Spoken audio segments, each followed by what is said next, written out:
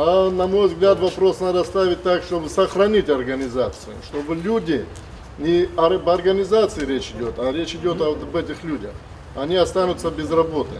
В Алагире так нет никакой организации. 200 работников Алагирского дорожного управления уже полгода не получают зарплату. Люди не раз обращались в администрацию района с просьбой разобраться в ситуации. Все попытки так и не увенчались успехом. Поэтому люди пошли на крайние меры и сегодня вышли на пикет.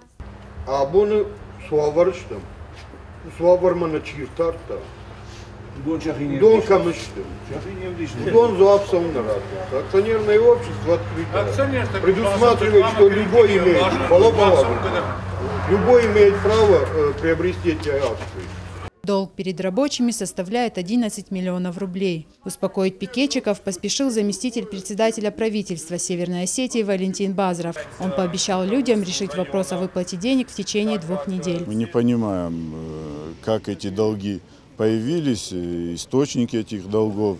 С кредиторами проведем переговоры, если в принципе они согласятся на мировое соглашение отсрочить востребование этих долгов, то как-то сохранить предприятие. Но мы все понимаем, что сегодня на дворе осень, а дорожные работы у нас все закончились практически, а начало будет в апреле, в мае. Проблемы с выплатами начались после того, как предприятие стало акционерным обществом. Сейчас Алагирское дорожное управление на грани банкротства. Большую часть имущества уже распродали из-за крупных долгов. Кредиторские задолженности АДРСУ более 150 миллионов рублей. Конечно, неправильно, когда люди по столько времени получают заработные платы и считают это неправильным. Со своей стороны могу людям помочь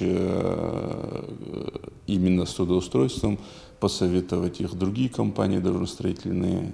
И в данной ситуации считаю, что было принято неправильное решение. Эти организации нельзя было акционировать. Они были достаточно такими успешными. У Феликса Макеева в дорожном управлении работала целая династия. Много лет здесь трудились его дед и отец. На должности крановщик Феликс проработал 12 лет. Люди, оказавшиеся в такой же ситуации, как он, сейчас перебиваются временным заработком. Правда, есть и те, кто остался без работы. Работал, сводил концы с концами, ничего, не жаловался ни на что. И вот организация идет к банкротству. И я не знаю, что мне делать. И точно так же другие 150 человек не знают, что им делать.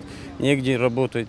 Сегодня предприятию АДРСУ исполнилось 75 лет. Этот день должен был стать для коллектива особенным. Закончится ли на этой дате история предприятия, покажет время. А пока люди надеются, все долги по зарплате будут погашены в кратчайшие сроки. Рая Дзантьева, Алан Гасанов, Осетия ТВ.